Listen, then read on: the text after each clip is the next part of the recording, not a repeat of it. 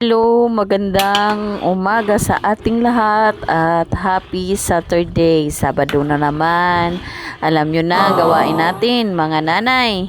Maglalaba na naman tayo, linis ng bahay. At eto pa, sinong kumakain ng champurado? Masarap ang champurado. Ako, mahilig ako sa champurado pero hindi naman din araw-araw ako kumakain ng champurado. At eto na mga kasisilabs, luto na ang ating champurado at lalagyan na natin ng Milo sa ibabaw. Yan ang gustong gusto ko makakain ng champurado dahil kung hindi gatas ang ilalagay, Milo ang ilalagay ko. Kaya kain na po tayo mga kasisilabs at para kilos na tayo sa ating mga gagawin. At ito, kumakain na ako ng champurado. Kayo po, ano pong ulam?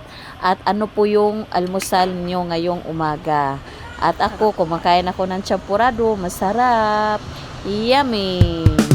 At maraming salamat po sa lahat pong nanonood ng aking mga video at sa hindi pag-skip ng aking ads. Followers and non-followers, maraming salamat. Kain muna po ako para tuloy sa trabaho. Grabing gutom ko dito Panay subo, parang ginugutom tayo ni Idol Charis. Kain tayong mga kasisilab ng champurado. Mas masarap to pag tuyo ang Paris. Kasi wala akong tuyo. Kaya kumuha ako ng Milo at dapat dalawa kami kumakain dyan si Ate Jackie. Kaso hindi pa siya nauwi dahil exam pa siya.